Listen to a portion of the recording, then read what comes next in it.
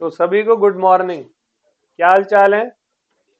तो आज हमारा कॉस्ट खत्म हो जाएगा और फिर एक नया चैप्टर हम लोग, 1 मिनट बुक दिखाना।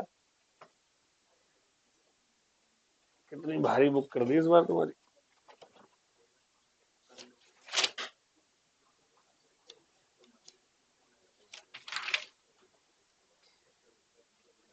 तो अगला चैप्टर चौथा है, price determination in different market. Sequence से ही चलते हैं। तो चैप्टर 1 2 3 3 आज कंप्लीट हो जाएगा और फिर हम स्टार्ट कर देंगे। चैप्टर नंबर 4 आज ही स्टार्ट हो जाएगा। डन। चैप्टर 5 6 7 8 9 10। ठीक है, आ जाओ जी। तो long run average cost curve, मैं बहुत ज्यादा समय नहीं लगाऊंगा इसमें। Law of return to scale याद है, शॉर्ट रन वाला। मैंने आप लोगों को बताया था प्रोडक्शन में law of return to scale. यहां पर हम लोग कॉस्ट कर रहे हैं। कॉस्ट को भी दो पार्ट में मैंने डिवाइड करा। एक मेरी कॉस्ट कौन से वाले पॉइंट की थी, पिछली क्लास में याद है, और एक मेरी कॉस्ट कौन से पॉइंट की थी, लॉन्ग रन। शॉर्ट रन वाले में हम लोगों ने क्या पढ़ा, सिर्फ एक factor, one of the factor, कोई भी जैसे लेबर या रॉ मटेरियल क्या होता है, वो वेरिएबल होता है, बाकी सभी फिक्स होते हैं। और प्रोड्यूसर के पास ज्यादा समय भी नहीं होता है ना। अब लॉन्ग रन प्रोड्यूसर के पास है, तो लॉन्ग रन में तो पहली बात सारे फैक्टर्स मेरे क्या होते हैं। तो लॉन्ग रन में अपने अकॉर्डिंगली एक प्रोड्यूसर किस जगह पर अपने प्रोडक्शन को करना है, उसका डिसीजन बहुत इजीली ले सकता है, क्योंकि उसके पास इनफ क्या है। जैसे मान लो कि कोई एक प्रोड्यूसर है, उसके पास ऑप्शन आया, जैसे कि मान लो ये LAC कर्व है। LAC मतलब long run average cost curve. ठीक है, यहां तक ओके। ऐसे ही बनता है ना, एवरेज कॉस्ट कर्व ऐसे ही बनता है। तो एक प्रोड्यूसर के पास अच्छा खासा समय है प्रोडक्शन करने के लिए, और प्रोडक्शन करेगा तो वो हमेशा कॉस्ट की जांच करेगा। तो प्रोड्यूसर ने सोचा कि इस प्लांट पर बिजनेस कर लेते हैं। क्या सोचा, उसने कहा यार इस प्लांट पे कर लेते, इस प्लांट पर कर लेते हैं, इस प्लांट पर कर लेते हैं, ये सब कटेगा एक दूसरे से। इस प्लांट पर कर ले, मतलब ये सारे प्लांटों के क्या है, एक ऑप्शन, दो ऑप्शन, तीन ऑप्शन, चार ऑप्शन, पांच ऑप्शन, एंड सो ऑन। ये प्रोड्यूसर पे ऑप्शन है बिजनेस करने के, उस प्लांट पर अपना प्रोडक्शन करने का। तो आप सभी लोग ये बताएं, क्योंकि इनफ टाइम है प्लांट लगाने के लिए, सारे मैन मटेरियल लेबर ये सब कुछ लाने के लिए मेरे पास इनफ टाइम है। तो मैं इन सारी ही जगहों पर कौन सी जगह पर जाकर बिजनेस करना अपना स्टार्ट करना चाहूंगा, कौन सी जगहों पर, इस पूरी लिस्ट में क्या लगता है आपको। यहाँ पे क्यों, ये मेरी कौन सी है, लीस्ट कॉस्ट। आया कुछ समझ में, ये मेरी कौन सी कॉस्ट है। और लॉन्ग रन है तो मेरे पास समय बहुत है, तो मैं अच्छे से जाऊंगा, प्रिपेयर करके जाऊंगा। और सबसे कम मेरा जहाँ कॉस्ट आता है, कुछ आ रहा है समझ में। ये बिल्कुल सिंपल सी बात है। मान लो एक कॉल आ गया किसी पर्सन के पास, इमरजेंसी कॉल है कि जी तेरी मम्मी की तबीयत खराब हो गई दूसरे स्टेट में, मान लो दिल्ली में बैठा हुआ है और मुंबई में बहुत तबीयत खराब हो रही है। तो जिसके पास, दिल्ली वाले के पास कॉल आया, उसके पास टाइम क्या, शॉर्ट रन या लॉन्ग रन, बताओ क्या करेगा। क्या सारे फैक्टर उसके वेरिएबल हैं, वो फटाक से एज सुन एज पॉसिबल पहुंचने का प्लान करेगा। यहाँ तक ओके। अब क्या वो यहाँ पर अपना पैसा देखेगा, शॉर्ट रन में भी कुछ ऐसे ही होता है, क्योंकि बहुत सारे रिसोर्सेज, मतलब बहुत सारा सब कुछ अवेलेबल नहीं है मेरे पास। कुछ ही वेरिएबल है, उन्हीं को चेंज कर सकता हूँ। थोड़ा बहुत सेक्रीफाइस भी करता है शॉर्ट रन में बंदा, लेकिन लॉन्ग रन में मैं सेक्रीफाइस क्यों करूँ, अब बताता हूँ मैं आपको। अब मान लो कि कोई बंदा एक वेकेशन प्लान कर रहा है, मैंने वेकेशन प्लान किया हुआ दिसंबर का, ठीक है, जगन्नाथपुरी एंड मायापुर, दो जगह पे जा रहा हूँ मैं दिसंबर में, जो कि पिछले 15-20 दिन पहले से ही तैयारी मैंने करी है। मैंने सब टिकट विकेट ये वो फलाना होटल वोटल बहुत अच्छे से देख के, कॉस्ट कॉन्शियस होके, एक ने ज्यादा महंगा बताया तो दूसरे से देखा, सेम फैसिलिटी दी, दूसरे ने मेरे को 4,000 5,000 का डिस्काउंट दे दिया, तो उससे मैंने बात की, क्योंकि मैं लॉन्ग रन में हूँ। कितना टाइम है मेरे पास अभी जाने में, 5 महीने है मेरे पास। तो फिर मैं सारे फैक्टर्स को कंसीडर करके जो मेरे लिए लीस्ट कॉस्ट था, मैंने उसको कंसीडर किया और मैं अब उसके थ्रू जाऊंगा। क्या हर कोई पर्सन ऐसे नहीं करता होगा? लेकिन अगर इमरजेंसी होती तो भाड़ में जाए पैसे, भागो, ऑल वेल। सेम ऐसी बिजनेस पर्सन के पास होता है। देखो long run average cost curve में क्या कहता है, as stated above, long run is a period of time during which the firm can vary all of its inputs, unlike short run in which some inputs are fixed and other are, ऐसी है कुछ, ये तो हमने पिछली class में पढ़ लिया। In other words, whereas in the short run the firm is tied with a given plan, tied मतलब dependent। अगर आपने डिमांड पढ़ा हो मुझसे तो याद है, डिमांड, टाइड डिमांड मतलब डिपेंडेंट डिमांड। बताओ, in other words short run में फर्म प्लांट पे डिपेंडेंट होती है नहीं होती, क्योंकि प्लांट को वो चेंज नहीं आया, आ गया। बट लॉन्ग रन में firm can build any size और स्केल ऑफ प्लांट, कुछ भी बिल्ड कर सकता है, टाइम बहुत है। तो मैंने क्या बोला, इतने सारे प्लांट है मेरे पास, ये प्लांट 1 2 3 4 5, ये ऑप्शन है, तो मैं कहाँ जाऊंगा, मैं यहाँ जाऊंगा, क्योंकि मेरा कॉस्ट क्या आ रहा है। लॉजिकली बात करिए, कोई गलत बात बोलिए तो बताओ। अब देखना, and therefore can move from one to another. It can acquire a big plant if it want to increase its output. छोटा प्लांट अगर वो अपना आउटपुट रिड्यूस करना चाहता है, मैं बोल रहा हूँ ना लॉन्ग रन है, मैं जो मर्जी कर सकता हूँ। The long run being a planning horizon, ये आता है आपका एमसीक्यू। लॉन्ग रन हमारा क्या होता है, प्लानिंग हॉरिजन होता है। इसलिए इसको प्लानिंग कर भी बोलते हैं, लॉन्ग रन प्लानिंग कर। आया समझ में? क्योंकि मुझे कॉस्ट कम करनी है, तो कॉस्ट कम करने के लिए यू हैव टू प्लान, ठीक है। The firm plan ahead to build the most appropriate scale of plant to produce the future level of, it should be kept in mind that once the firm has built a particular scale of plant, its production takes place in the short run. Briefly put, the firm actually operate in the short run and plan for the, ये तो हर कोई करता है, पहले short run में काम कर रहा होता है, और किसके लिए काम करता है, लॉन्ग रन के लिए। हर व्यापारी का यही काम है या नहीं है? आगे कहता है, long run cost of production is the least production cost, least possible cost of producing any given level of when all the individual factors are, a long run cost curve depict the functional relationship between output and long run cost of, ठीक है।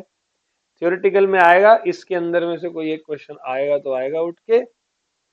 इसको understand करने के लिए मैं जा रहा हूं यहाँ पे। तो देखो इतने सारे, ये मेरा ये जो एलएसी है, ये वाला पॉइंट जो है, ये मेरा क्या है, लॉन्ग रन। अब मैं इतनी, ये सारे प्लांट मेरे ऑप्शन में,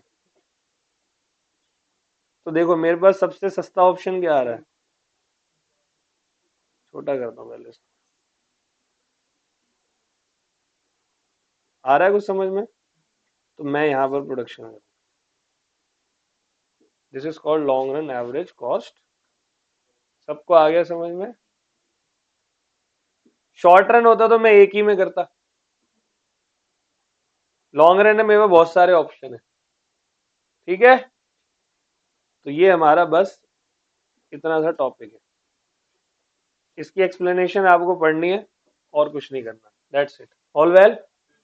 तो देखो, दोनों का ही प्रोडक्शन का, कॉस्ट का, दोनों का ही शॉर्ट रन जो है वो मोर देन 90% इंपॉर्टेंट है।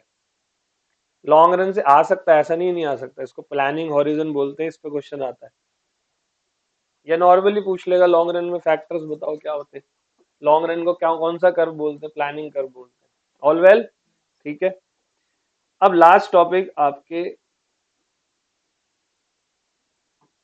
टॉपिक कॉस्ट का लास्ट टॉपिक बड़ा अच्छा टॉपिक है, कई सारी बातें इस पे होंगी। टॉपिक का नाम है economies and diseconomies of scale. कोई बताएगा इसका मतलब? Economies and diseconomies of scale, anyone? नहीं? तो सुनना, जो हमारे बिजनेस का स्केल ऑफ प्रोडक्शन है, स्केल मतलब ज्यादा या, वो ना कई फैक्टर्स पे डिपेंड करता है। मेरा प्रोडक्शन कई सारे फैक्टर्स पे डिपेंड करता है। वो कई फैक्टर या तो मेरे इंटरनल फैक्टर होंगे या कई सारे एक्सटर्नल फैक्टर होंगे, है या नहीं? एनवायरनमेंट का चैप्टर याद है?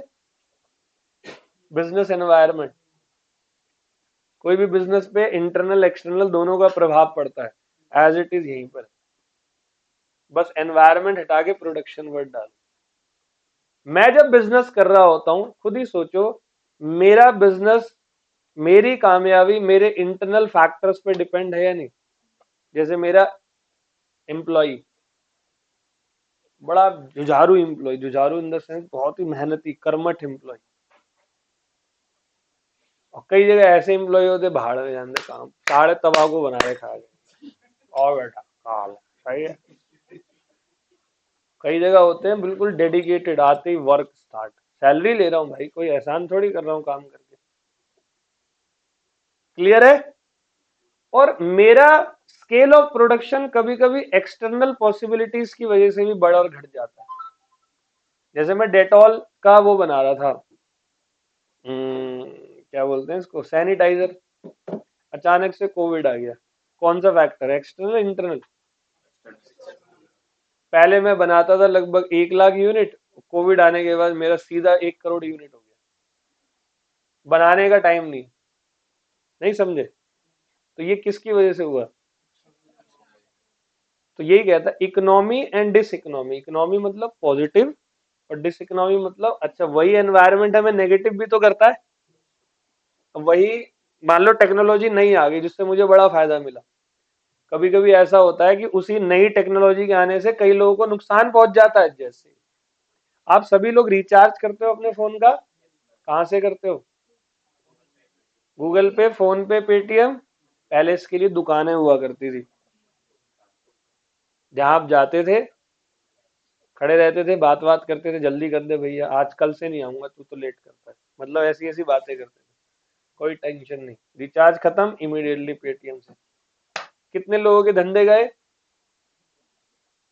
कितनों के आ भी गए, डिजिटल वालों के आ गए और उनके चले गए। नहीं आ रहा समझ में? उनकी डिसइकोनॉमी होगी और इनकी, करूं स्टार्ट?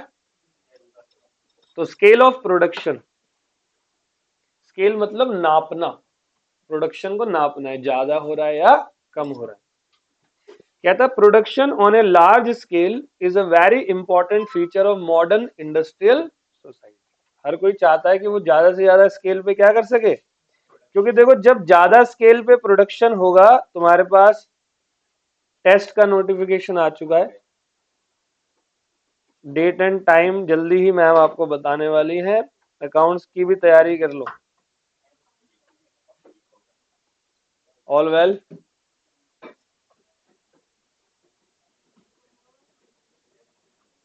चलो, production on a large scale is a very important feature of modern industrial society as a परिणाम स्वरूप the size of business undertaking has greatly increase.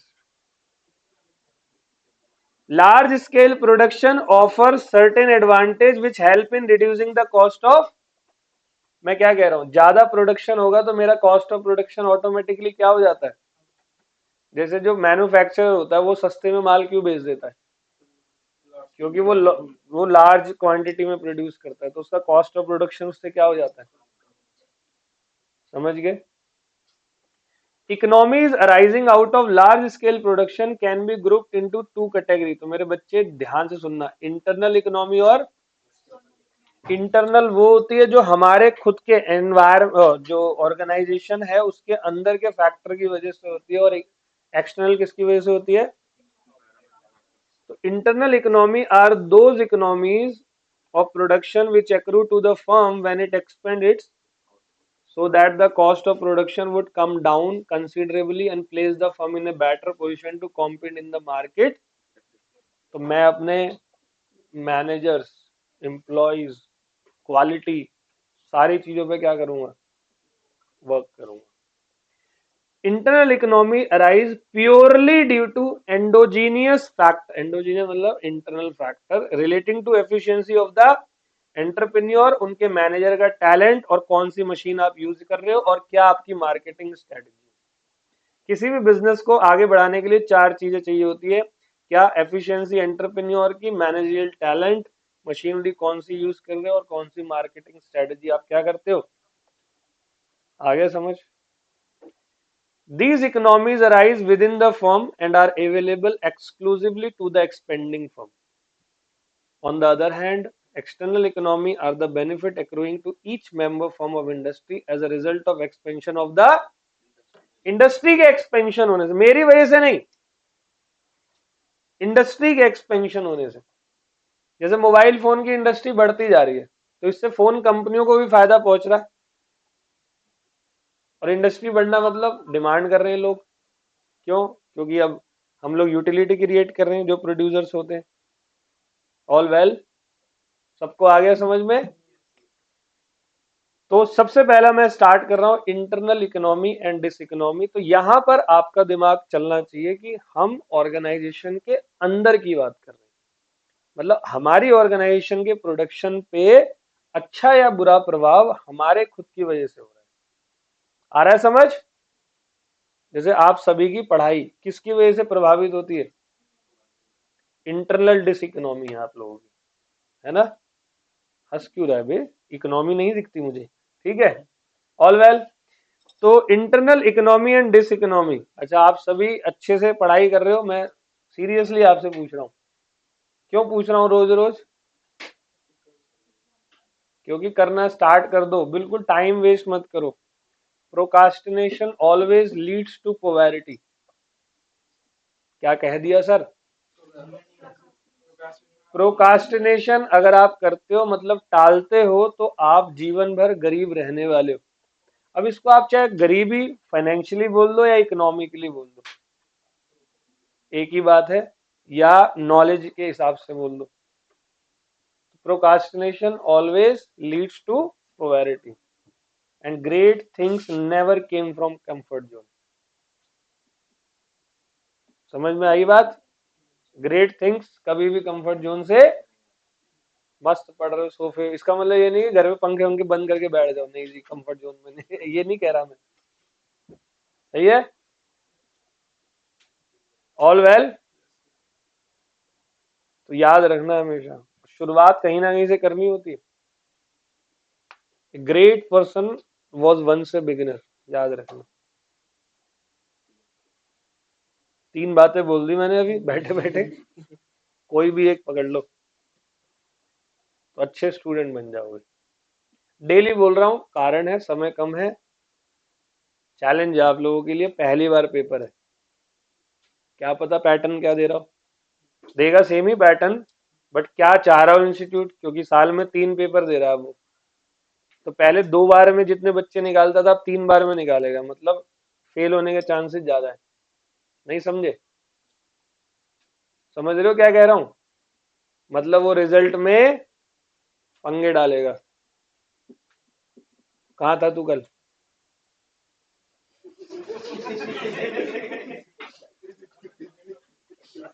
तो वो रिजल्ट में पंगे डालेगा।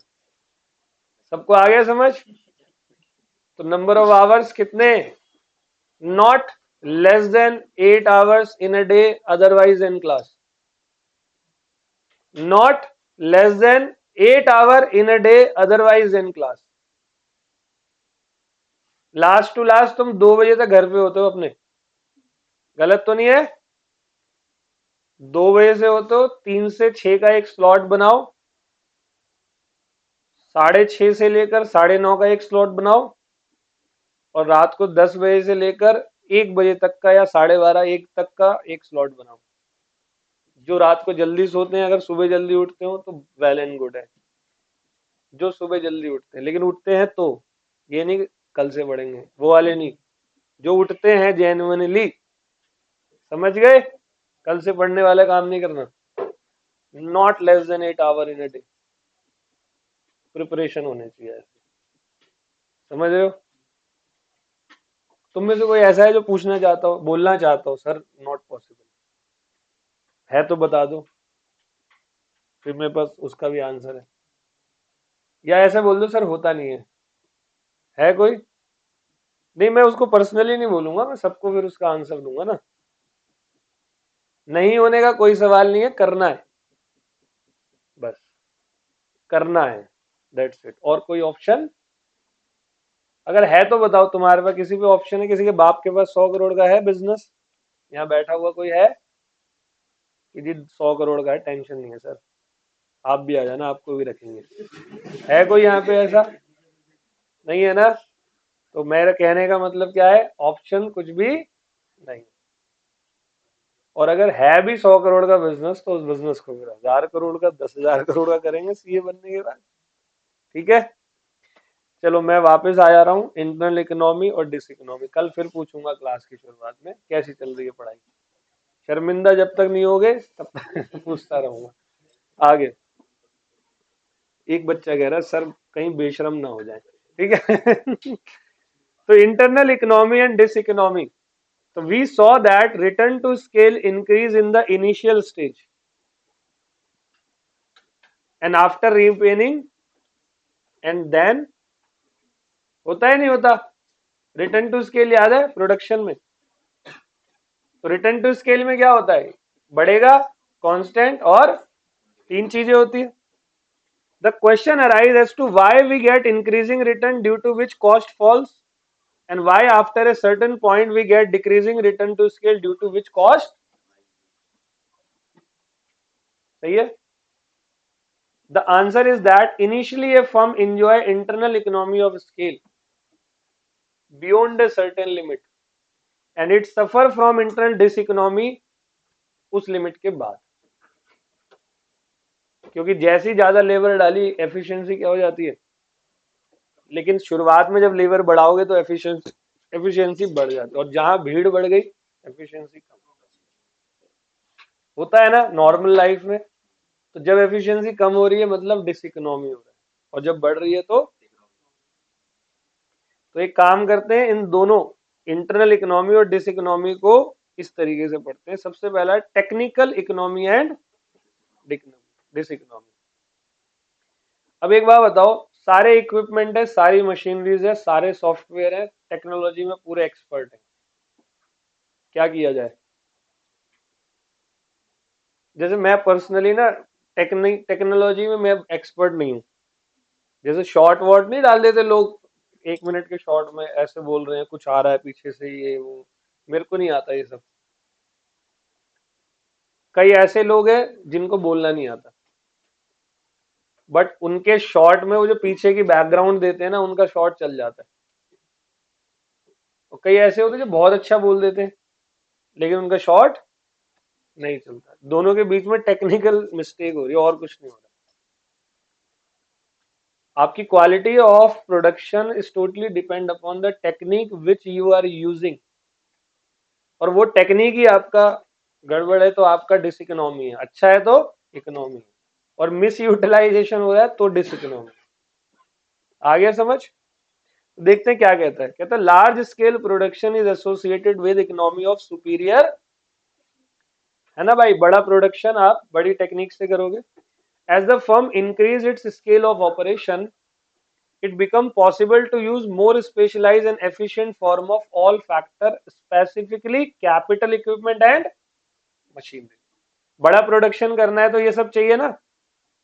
For producing higher level of output, there is generally available a more efficient machinery which when employed to produce a large output yield a lower cost per unit of, इससे हमारा cost per unit of output क्या हो जाता है, कम हो जाता है। ठीक है। The firm is able to take advantage of composite technology whereby the whole process of production of a commodity is done as one composite unit। composite मतलब सब चीजों को एक जगह इकट्ठा कर दिया है और बटन दबा दिया, हो रहा है production.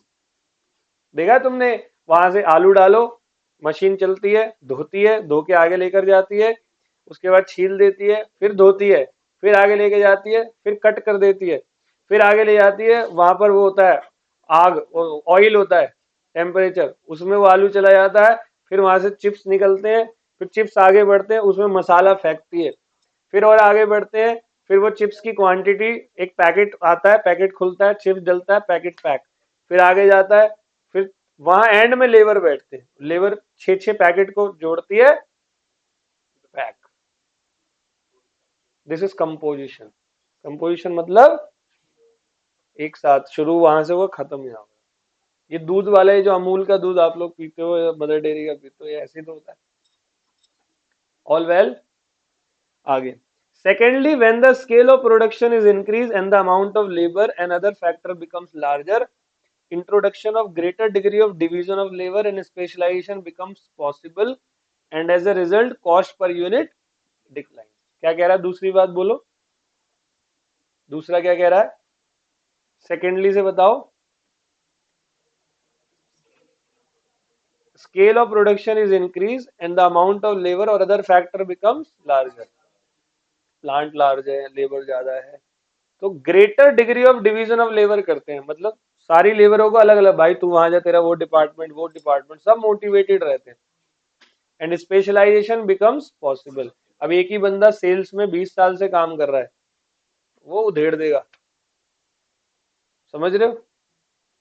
As a result cost per unit, all well. So there are some advantage available to a large firm on account of performance of number of linked process। The firm can reduce the inconvenience and cost associated with dependence on other firm by undertaking various process from input supply stage to final output। मतलब यहाँ ये firm फायदा ले रही है उन competitors का जिनके पास ये वाली टेक्नोलॉजी नहीं है, तो मेरी इकोनॉमी हो गई, मतलब पॉजिटिव। हाउएवर, अब ये क्या आएगा, ये आएगा डिसइकोनॉमी। However, beyond a certain point, a firm experience net diseconomy।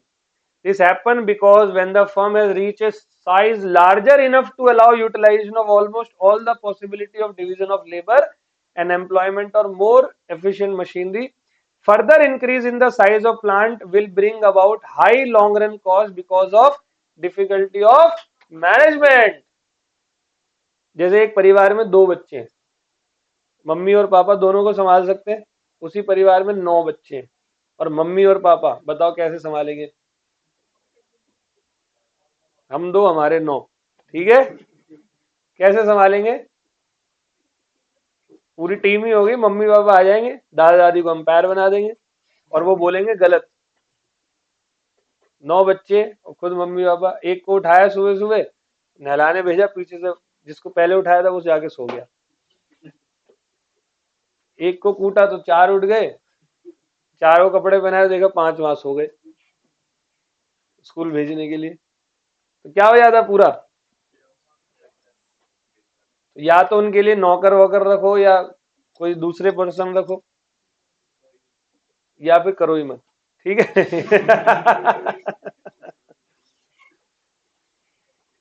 And when the scale of operation becomes too large, it becomes difficult for management to exercise। तो ऑपरेशन बहुत बड़ा भी नहीं करना है कि मैनेज ही ना हो पाए, है ना। ऐसे कहते, तुमने सुना होगा, पाँव इतनी फैलाओ जितनी चादर हो, है ना। अब दूसरा है मैनेजरियल इकोनॉमी। अच्छा, पहला क्या था? पहला टेक्निकल इकोनॉमी था, अब मैनेजरियल। मैनेजरियल क्या कहता है? देखो मैं आपको बताऊं, दुनिया का सबसे तगड़ा किसी भी बिजनेस को आगे और पीछे ले जाने में ये मैनेजरियल इकोनॉमी काम आता है या नुकसानदायक होता है।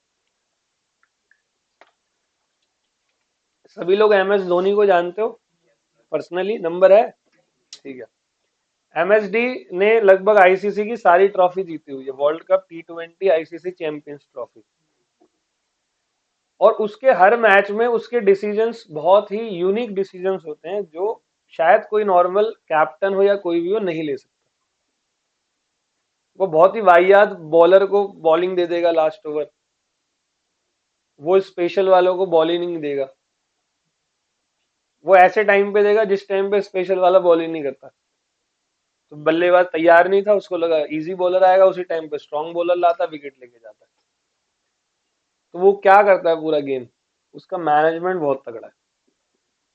जिस बंदे का मैनेजमेंट तगड़ा है ना, वो स्टूडेंट भी बहुत तगड़ा बनता है, वो प्रोफेशनल भी बहुत तगड़ा बनता है, वो बिजनेसमैन भी बहुत तगड़ा बनता है। और जिसकी पढ़ाई वढ़ाई सब कुछ ओके है, लेकिन मैनेजमेंट की टेक्निक उसके अंदर नहीं है, तो वो बंदा फिर डिस इकोनॉमी में जाएगा। ऑल वेल, तो यहाँ अब उसके फीचर्स और बेकार की बातें भी हैं। कह रहे managerial economy refer to reduction in managerial when output increase specialization and division of labor can be applied to it becomes possible to divide its management into specialized department। तो आपने सुना होगा sales manager, production, HR, marketing, ये सारे वही है। जैसे production, sales, finance. तो एक बात बताओ, प्रोडक्शन ज्यादा है तो मैनेजमेंट भी ज्यादा होगा, तो मैनेजमेंट कॉस्ट क्या हो जाएगी? If the scale of production increase further each department can be further सब डिवाइडेड। अब देखो और छोटे छोटे मैनेजमेंट होंगे उनके। जैसे सेल्स को आप स्प्लिट कर दोगे, एडवर्टाइजमेंट से कितना आ रहा है, एक्सपोर्ट से कितना आ रहा है, कस्टमर सर्विसेज से कितना आ रहा है। पहले तो सेल्स एक ही डिपार्टमेंट था, बिजनेस और बढ़ गया, तो मैंने 3 डिपार्टमेंट बना दिए। सेल्स कहां से हो रही है? एक तो लोग गूगल पे ऐड देख के आ रहे हैं, उसका डिपार्टमेंट अलग है। एक मेरे परमानेंट कंज्यूम कस्टमर है, वो अलग है। एक मेरा एक्सपोर्ट आ रहा है, वो अलग है। तो देखो जैसे जैसे प्रोडक्शन बढ़ रहा है, वैसे वैसे मैनेजमेंट कॉस्ट क्या होती जा रही है। Since individual activity come under the supervision of a specialist, management's efficiency and productivity will greatly improve. और decentralization of decision making and mechanism of managerial function further enhance the efficiency and productivity of manager। एक बार बताओ, सारे decision मान लो centralised हो, तो क्या management की efficiency बर्बाद नहीं हो जाएगी? जैसे कि आपको कोई बोलने ही ना दे। कई फैमिली में क्या होता है, बापू बोलते हैं मेरी चलेगी, बेटा कुछ कह भी रहा होता है मेरी चलेगी, कोई भी हो मेरी चलेगी। वो घर बहुत जल्दी ज्यादा आबाद नहीं हो पाता। और किसी घर में ऐसा भी नहीं करना चाहिए तू ही चला, तेरी चलेगी, वो भी नहीं, वो भी बर्बाद है फिर। तो आपको बोथ का क्या चाहिए, कॉम्बिनेशन। तो अगर मैं थोड़ा डिसेंट्रलाइज कर दूं, मतलब मेरे फैसले मैं तुम पे नहीं थोप के तुम्हें बोलूं कि तुम लोग फैसले लो, इसका मतलब ये नहीं तुम मेरी कंपनी बेच दो, समझ गए ना। तो फिर तुम्हें एक आजादी मिली और तुम अच्छे फैसले ले पाओगे। खुद ही बताओ, ऑर्गेनाइजेशन में मैनेजर को बॉस ने बोला आप अपने आप अपना देखो, ठीक है, आपके ऊपर है, जिसको निकालना निकालो, रखना है रखो, सेल्स चाहिए मुझे, खत्म।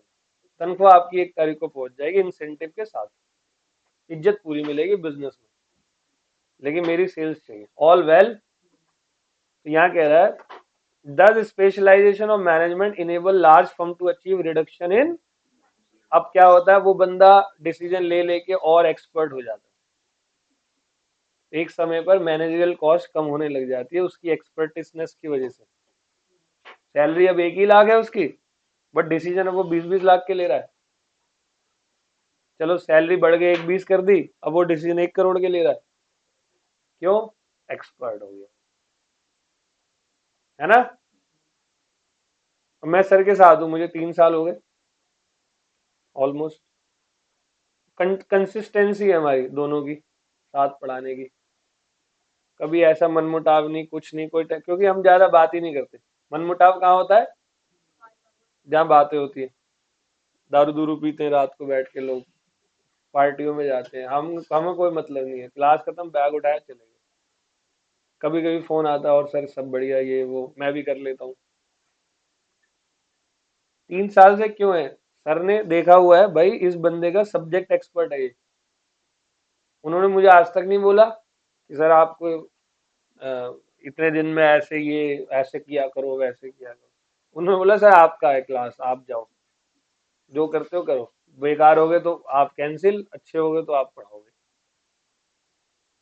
क्यों? इतने सालों से एक्सपर्टिसनेस आ गई। All well. तो सर का टेंशन भी नहीं है कुछ। नहीं तो टीचर्स का बड़ा टेंशन रहता है जगहों पर, इंस्टीट्यूट में।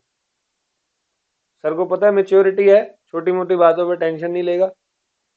छोटी मोटे हमने कुछ बोल भी दिया तो समझ जाएगा, बिजनेस में होता है।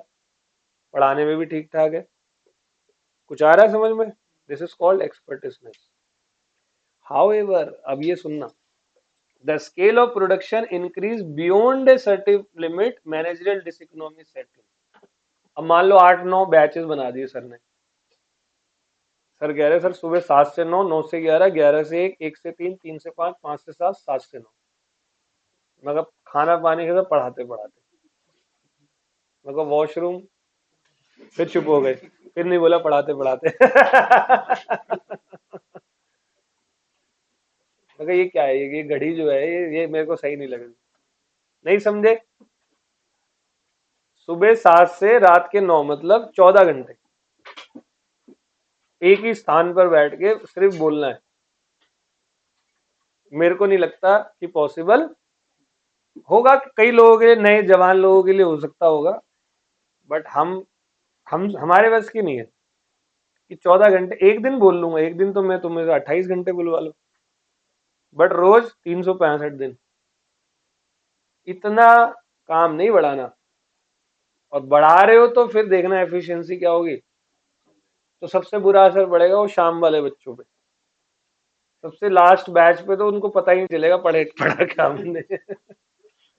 वो बस हाँ हाँ बोल के ही निकलेंगे, क्योंकि उनकी खुद की एफिशिएंसी कम है, बाहर से खेल खाल के आए होंगे। नहीं समझे? तो मेरे कहने का मतलब ये है कि अगर लिमिट क्रॉस हो गई तो मैनेजरियल डिसइकोनॉमी आएगा। कम्युनिकेशन डिफरेंट लेवल पे दिक्कत हो जाएगी। कम्युनिकेशन की बहुत सारे अलग अलग डिपार्टमेंट्स है, लेबर को प्रॉब्लम है, जाए कहाँ समझ ही नहीं आ रहा। स्टेट बैंक ऑफ इंडिया बना दिया बिजनेस को। नहीं समझे? उधर जा रहे हैं तो वहां समस्या, वो कह रहा वहां जा, वो कह रहा वहां जा। वहां पहुंचे ही थे कि उसने दूर से इशारा कर दिया वहां जा। नहीं आया भाई, उस वो अपनी प्रॉब्लम लेके फिर कहीं नहीं जा पाता। वो कहता भाड़ में जाए। वो कहता काम मिलेगा तो देखी जाएगी। समझ गए? तो आगे कहता है, and among the manager become difficult, resulting in delay in decision making and implementation of decisions already made. Management find it difficult to exercise control and to bring in coordination among its various। अब तुमने department तो 80 बना लिए, coordination नहीं है। कौन कब आ रहा है, कितने बजे जा रहा है, कोई किसी का कोई भरोसा। और इतना भी डिसेंट्रलाइजेशन थोड़ी करना है कि वो ऑफिस ही नहीं आ रहा। कहाँ है सर? क्लाइंट प्लेस पे। कौन से क्लाइंट पे? सर हल्दीराम। बेटे मैं वहीं रसगुल्ला खा रहा हूँ, तू कहाँ है? दिख नहीं रहा। नहीं समझे? इतना डिसेंट्रलाइजेशन नहीं करना। और बॉस को भी चिंता हो जाएगी क्योंकि बॉस खुद नहीं मैनेज कर पाएगा। All well. तो ज्यादा बियॉन्ड सर्टेन लिमिट पे होगा तो क्या हो जाएगा? चलो, commercial economy and diseconomy. Commercial मतलब वही प्रोडक्शन, लार्ज वॉल्यूम। कहता production of large volume of goods require large amount of, and a large firm is able to place bulk order for material and component and enjoy lower price for them। अब बताओ, मैं कहीं jeans खरीदने जाऊं, मैं बोलूं 500 jeans खरीदनी है, तो नॉर्मल लोगों को 700 की बेचता है, मेरे को 700 की बेचेगा। मान ले इसका कॉस्ट 350 है ना, मुझे वो 400 में ही बेच के निकाल देगा, क्योंकि मैंने कौन सा ऑर्डर दिया है? बल्क ऑर्डर दिया। तो economies can also be achieve in marketing of the product. Commercialisation मतलब कमर्शियल एड नहीं होती, कमर्शियल एड मतलब marketing. If the sales staff is not being work to full capacity, additional output can be sold at little or no extra cost. Moreover, large firm can benefit from economy of advertising, yes or no. जैसे पार्ले जी बुरले जी है, इनकी mouth publicity हो जाती है। As the scale of production increase, advertisement cost per unit output. अब किसी पे मान लो किसी टीचर पे 20 ही स्टूडेंट है, उसने 200 बोर्ड लगा दिए एरिया में, अगला बैच फिर बन गया 20 बच्चों का, फिर 200 बोर्ड, फिर अगला बैच बन गया कितने का, 20 बच्चों का। वो बेवकूफ टीचर है, नहीं समझे।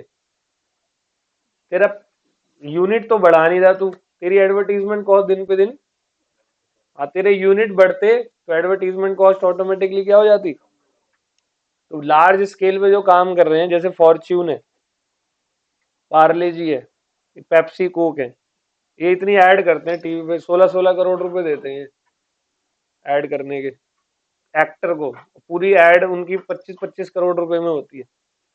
अरे भाई पूरे भारत में बेच रहा है, एक आवर में 25 करोड़ की सेल मार चुका होगा, नहीं मारी होगी। जहां प्रकोप दिखाया है सूर्यदेव ने, 42 डिग्री 44 डिग्री पहुंचा, वहीं स्प्राइट के ढक्कन खुलते हैं फिर दुकानों पे।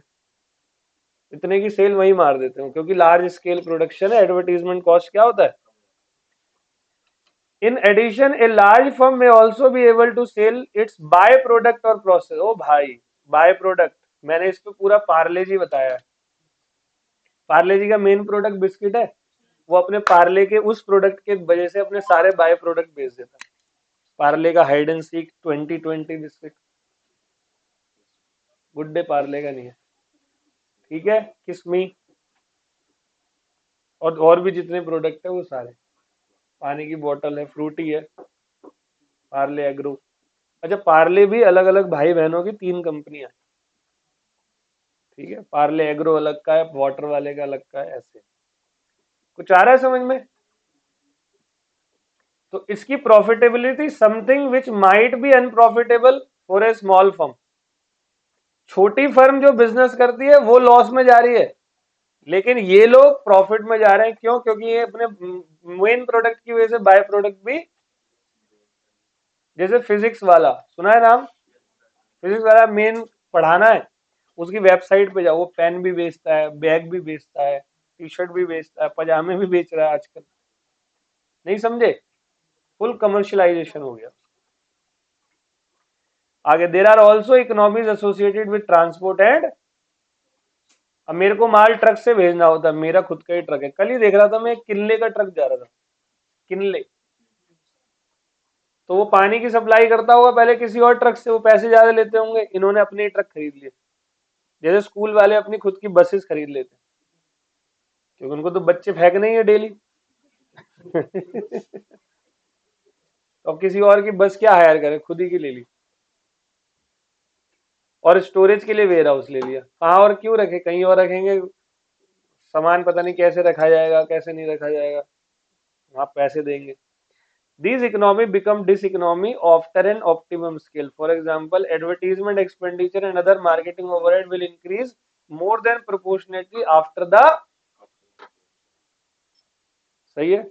अब देखना, सर्दियों में पेप्सी कोक वाले अपनी ऐड को कम कर देते हैं, क्यों? कोई खरीद ही नहीं रहा। अब उस टाइम भी ऐसे जोर शोर की ऐड डालोगे तो एडवर्टीजमेंट कॉस्ट बढ़ेगी नहीं, पर यूनिट कॉस्ट बढ़ जाएगी उनकी। तो बेवकूफ नहीं है वो लोग, वो नहीं करते। और जैसे ही मार्च का महीना दिल्ली में शुरू होता है, उसके बाद तो टीवी पे हर दूसरी एड स्प्राइट क्लियर है। Thums Up, taste the thunder, Mountain Dew, do the Dew, डर के आगे जीत है। सारे ऋतिक रोशन, सलमान खान, रणवीर सिंह, शाहरुख खान, ये सब धड़ल्ले से पेप्सी कोक की ऐड कर रहे होते हैं। आ रहा है कुछ समझ। तो वो उनको 30-30 करोड़ रुपए देते हैं ऐड करने को, उनको फिल्मों से नहीं मिलते इतने पैसे। ये तो कमर्शियल ऐड करके कमाते हैं एक्टर वगैरह।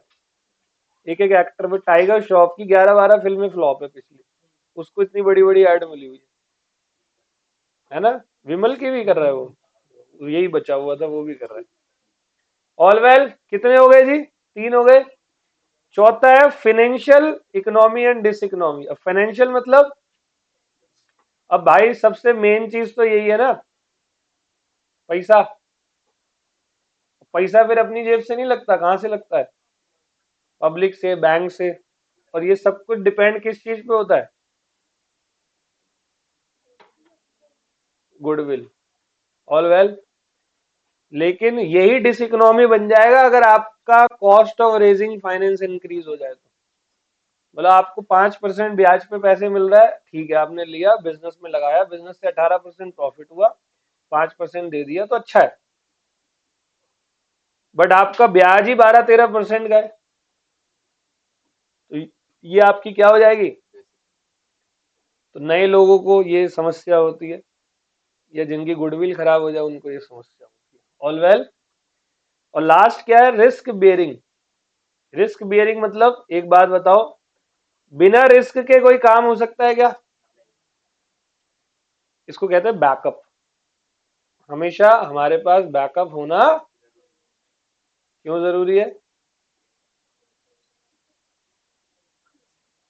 कुछ भी आ सकता है, अनसर्टेनिटी कैसी भी आ सकती है। कह रहा है, it is said that a large business with diverse and multi production capability is in better position to withstand economics ups and down and therefore enjoy economies of risk bearing. However, risk may increase if diversification instead of giving a cover to economic disturbance or increase. All well. कैसा लगा जी? Simple है। अब इनके ऊपर कुछ ऐसे examples आया करेंगे सटीक। अगर आपको कहानियां सारी समझ में आई हैं तो ऐसा कोई क्वेश्चन नहीं है जो सॉल्व नहीं कर सकते। ठीक है, अब एक्सटर्नल की बात करते हैं जी। अब क्या हुआ, मेरे को बहुत सारे फायदे या नुकसान पहुंच रहे हैं। मैं अच्छा खासा बिजनेस कर रहा हूं, मेरी डिमांड ज्यादा, सेल्स बढ़िया है, मैंने आगे से ऑर्डर भी ले लिया, 1 लाख यूनिट। मैंने कहा अगले महीने सर आपके पास डिलीवर्ड हो जाएंगे, पेमेंट ले ली एडवांस, रेट वेट फिक्स कर दिया। मैं गया रॉ मटेरियल लेने, पता चला महंगा हो गया, डिस इकोनॉमी। तो चलो सस्ता हो गया, इकोनॉमी, है ना? तो cheaper raw material and capital equipment, ये मेरा क्या हो गया? अब मेरे हाथ में तो नहीं था ना ये, बट हो गया सस्ता, क्या कर सकते हैं? This is called cheaper raw material and capital equipment. कहता the expansion of an industry may result in exploration of new and cheaper source of raw material, machinery and other type of capital equipment. Expansion of an industry result in greater demand for various kind of material and capital equipment required by it. The firm can procure these on a large scale at competitive price from other and this reduce there cost of production, और परिणाम स्वरूप उसका price भी कम होगा और लोग उसके पास ज्यादा आएंगे खरीदने के लिए। All well. दूसरा, टेक्नोलॉजिकल एक्सटर्नल इकोनॉमी।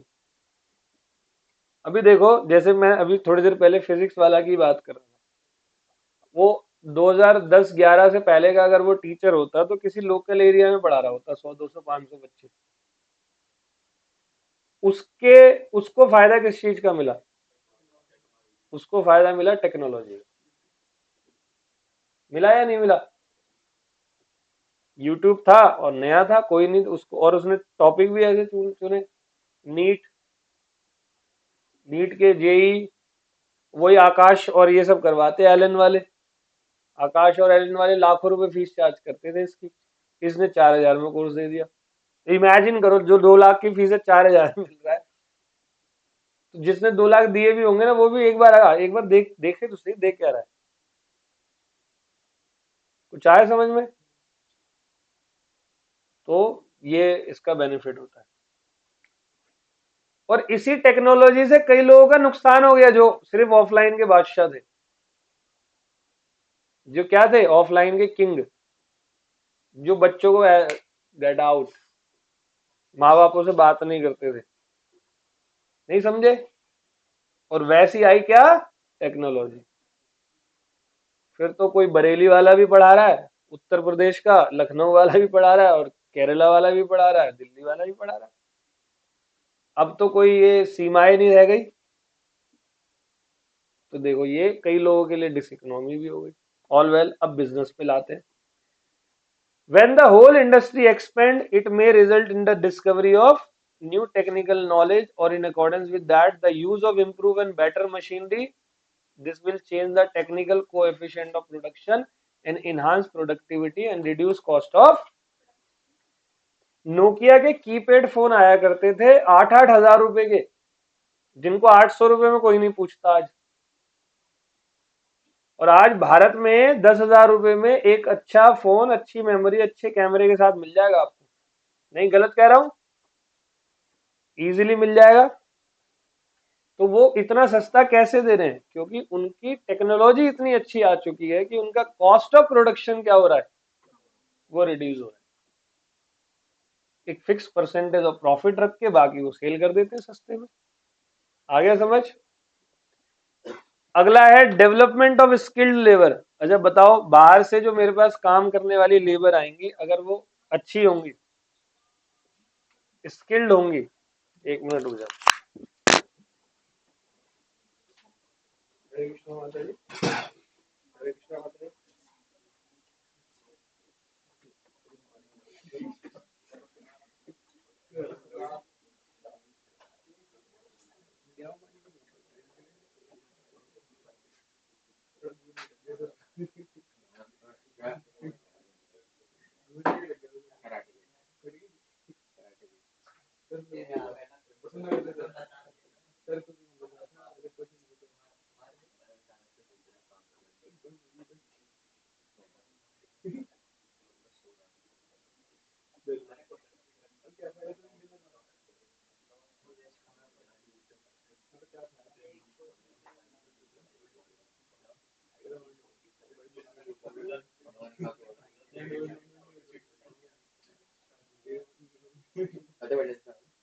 परसों गया था ना, परसों रात को, परसों रात को गया था, तब कल सुबह सुबह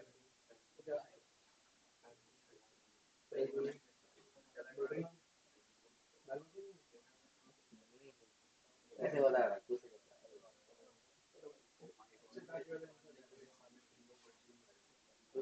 घर में लेट गया, घर में लेट गया।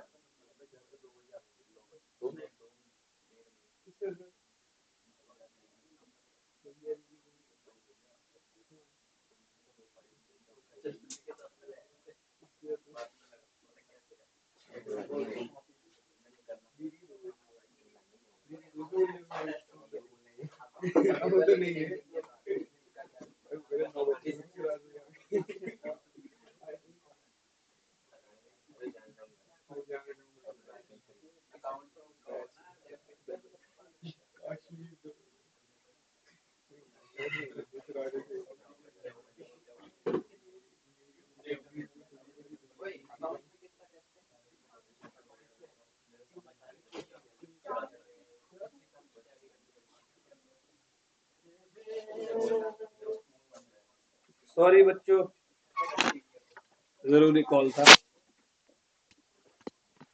तो अगला पॉइंट है हमारा development of skilled labour. Skilled labour मतलब जो बाहर से लेबर मेरे पास काम, देखो पता क्या होता है, मेरा बिजनेस है, मैंने लेबर अपने पास बुलाई, तो मैं लेबर को पहले ट्रेनिंग दे रहा हूं। बताओ मेरा ट्रेनिंग कॉस्ट नहीं लगता? लेबर बार बार गलतियां कर रहा है, उसको मैं सिखा रहा हूं, तो सिखाने के लिए किसी को रखना पड़ेगा ना, वो भी कॉस्ट है।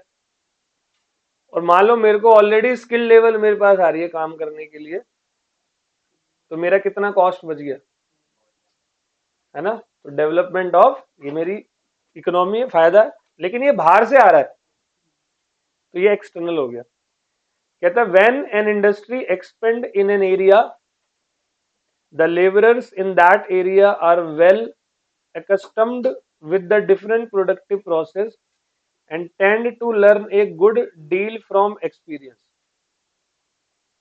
As a result, with the growth of an industry in an area, a pool of trained labor is developed which has a favorable effect on the level of productivity and cost of the firm in that।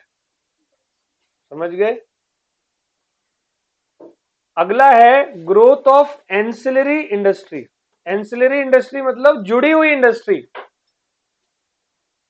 मैं आपको बताता हूं, जब नए नए पहले phone आते थे ना, मोबाइल फोन और लैपटॉप जब आए, तो लैपटॉप को खरीदना, ठीक है, एक पर्सन हिम्मत जुटा के खरीद लेता था, हिम्मत जुटानी पड़ती थी पहले, इतना आसान नहीं होता था खरीदना। लेकिन कभी वो खराब वराब हो जाते थे ना, वो और टेंशन में। वारंटी पीरियड के बाद की बात कर रहा हूँ। वो मुंह मांगे पैसे मांगते थे, वो 5,000 8,000, छोटी छोटी चीजों को सही करने के। मतलब लैपटॉप की इंडस्ट्री में लोग लैपटॉप कई बार इस डर की वजह से भी नहीं खरीदते थे कि बाद में जब ये खराब होगा तो मैं इसको रिपेयर कराने कहां पर लेकर जाऊं।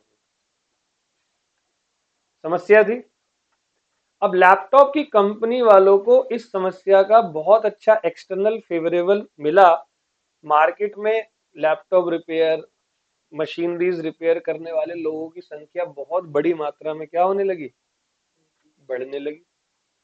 उसकी वजह से लोगों में विश्वास जागा, लोग दबा के लैपटॉप खरीदने लगे। अब आजकल मान लो हमारे फोन में कोई दिक्कत आ जाए, कुछ टेंशन ही नहीं, जाओ 1,000 रुपए, 500 रुपए, 1,500 रुपए, 2,000 रुपए, आपका फोन क्या हो जाता है। और मान लो फोन रिपेयर वो दुकान ही नहीं थी, तो लोग फोन भी कम ही खरीदते हुए।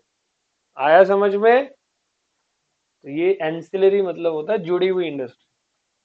तो अगर वो इंडस्ट्री ग्रो कर रही है तो मेरी इंडस्ट्री भी ग्रो करेगी। All well. बताओ देशी शराब इतनी सस्ती क्यों मिलती है? कॉस्ट कम क्यों है? देश में मिलती है। आपने कभी देखा है, चीनी मिल पे गन्ने के ट्रक खड़े होते हैं, किसान गन्ना लेकर आते हैं। तो जब चीनी बनते हैं ना, तो चीनी बनाते वक्त चीनी से ही निकलता है मोलाइसिस। सुना है किसी ने? बहुत ही गंदा होता है, बहुत स्मेल आता है उसमें। चीनी बनते वक्त मोलाइसिस भी निकलता है।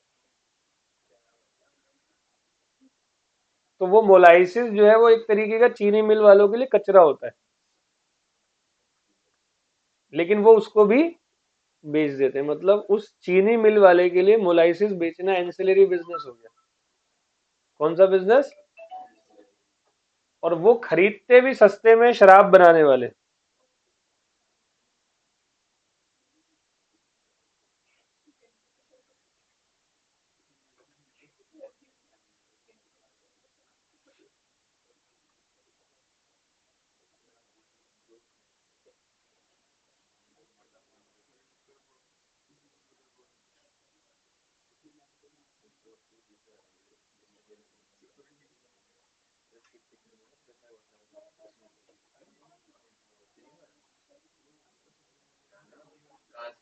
सही है।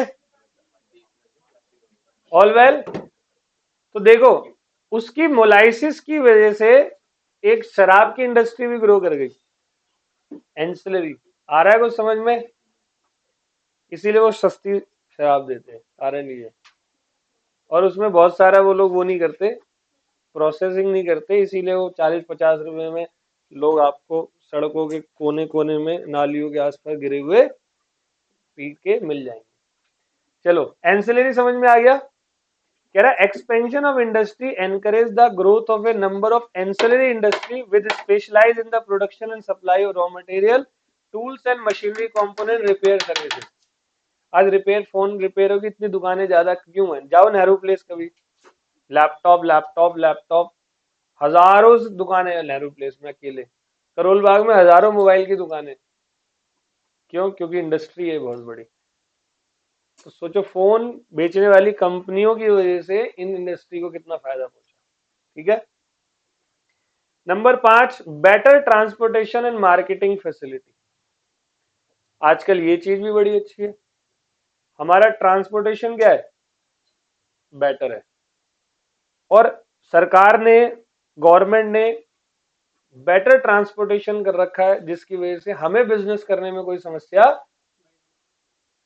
जैसे आज अगर कोई बंदा मुझसे कहे कि मेरठ माल पहुंचाना है, मैं 2 घंटे में पहुंचा दूंगा। मेरठ हाईवे कितना बढ़िया है, लक्ष्मी नगर ये अपना सराय काले खां से राइट राइट ले लो, सीधा हाईवे पे चढ़ जाओ, मेरठ पहुंच जाओ 2 घंटे में।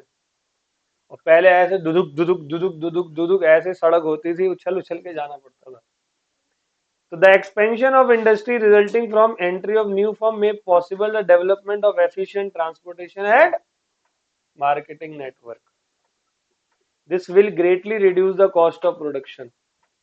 पहले लोग बहुत हैवी पैसे मांगते थे, अब सस्ते में काम हो जाता है। और अगला है इकोनॉमीज ऑफ इंफॉर्मेशन।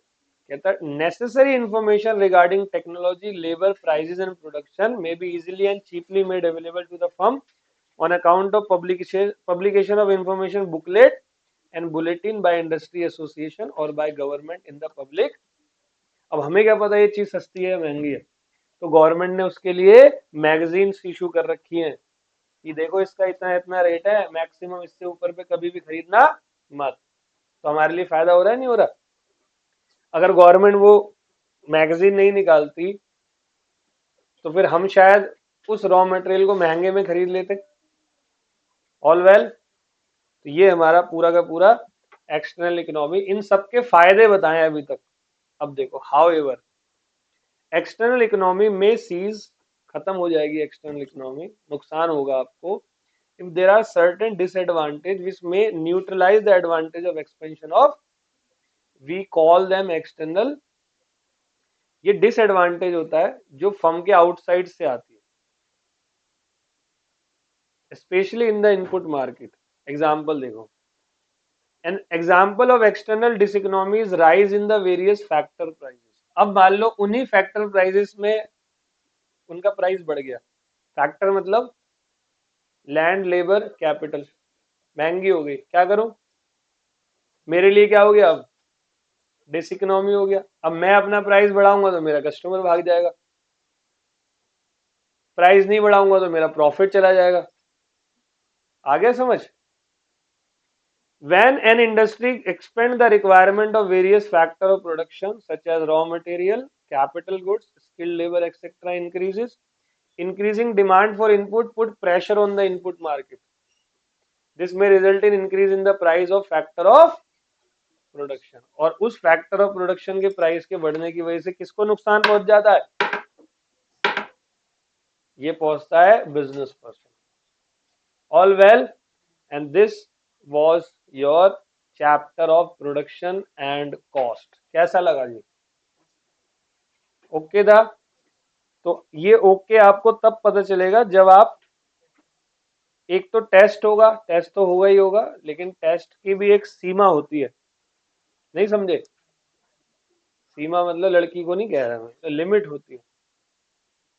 तो आप लोग अपने घर में, मैंने अभी आपको 321 पेजों के एमसीक्यूज भेजे हैं, आपके ग्रुप में भेजे हैं। 321 पेज समझ रहे हो? उसमें हजारों एमसीक्यूज है। कुछ नहीं करना, जो टॉपिक, जैसे आप प्रोडक्शन कॉस्ट हो गया, आज टारगेट बना लो घर जाके, प्रोडक्शन और कॉस्ट पूरा स्टडी मैट से छाप लेंगे। अच्छा पेन रखा करो हाथ में, हाइलाइटर वाला, छाप लिया अच्छे से, चलो जी उठा दो क्वेश्चन। क्वेश्चन एक से चालू मारो, सीधा जाओ 150-200 तक। वो सर इतने सारे करके तो देखो। कई साल पहले 2009-2010 तक आपका सीए फाउंडेशन सीपीटी हुआ करता था, कॉमन प्रोफिशिएंसी टेस्ट। 15-16 तक था वो सीपीटी। ओए फोन साइड में रख।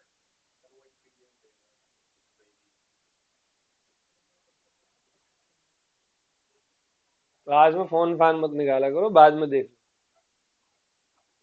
तो क्या कह रहा था मैं आपसे, भूल गया। हाँ, सीपीटी हुआ करता था। तो उस समय आपका जो इंस्टीट्यूट था वो आपको ना 2 मॉडल टेस्ट पेपर देता था।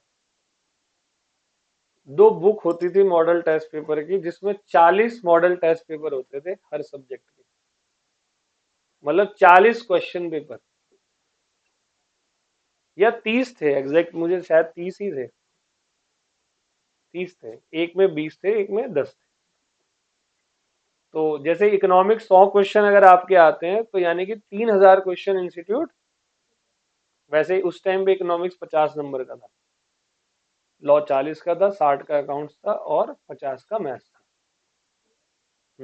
200 नंबर का पेपर होता था, 100 लाने होते थे नेगेटिव मार्किंग पे। तो इतने क्वेश्चन होते थे। जो बच्चा वो मॉडल टेस्ट पेपर करके जाता था वो तगड़े नंबर। और उसी बैच में दूसरे बच्चे बैठे होते थे, क्योंकि मैं उसी जमाने का टीचर हूँ, मतलब मैं तब से ही पढ़ाता हुआ आ रहा हूँ। तो दूसरे बच्चों को मैं इन्फोर्स करता था कि भाई आपको ये एमटीपी करने हैं। वो कहते सर समझ में आ गया क्लास। वो तो भाई हम टीचर, हमें पता है ना, हम समझाएंगे तो हमारे किसी को, हम तो मुर्दे को समझा दे। तो फिर भी जिंदा बच्चा है अभी। असल मुद्दा समझना नहीं है, असल मुद्दा समझी हुई चीज को प्रैक्टिस करना है। तो आप सभी लोग समझ गए हो, मुझे पता है, प्रोडक्शन कॉस्ट अच्छे से समझे हो, बहुत मेहनत करी हमने इस पे। बट आप सभी का next work is all well. और आपको समस्या नहीं आएगी, नीचे आंसर्स भी है। फिर भी कभी आती है तो मेरा नंबर आप सभी के पास है, फोटो क्लिक करो और सीधा बोलो सर इसका क्या आंसर होना चाहिए। अगर आपको बहुत बड़ा डाउट है तो फालतू के मत फोन कर देना, ठीक है। रिप्लाई आपको इमीडिएटली नहीं आएगा, बाद में जरूर आ जाएगा। और भूल गया तो एक बार डॉट क्वेश्चन मार्क भेज दो, क्वेश्चन मार्क। और पीछे मत पड़ जाना हर 2 मिनट में क्वेश्चन मार्क भेजने। हर चीज को एक्सप्लेन करना पड़ता है। कुछ बच्चे ऐसे होते हर 5 मिनट बाद सर क्वेश्चन मार्क, मैं सीधा ब्लॉक हटा। ठीक है, डन है। तो ये हमारा बेटे चैप्टर हो गया और ये हमारी समरी है। तो कॉस्ट हमारा कंप्लीट होता है।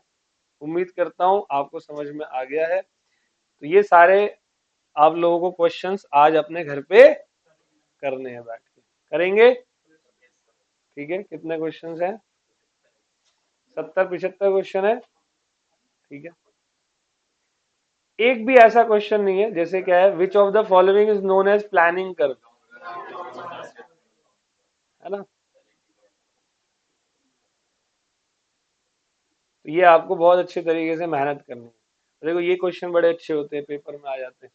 एक पूरा टेबल देगा, साथ में कई सारे क्वेश्चन पूछ लेगा ऐसे। ठीक है, तो आज आप लोगों को करने हैं जाके।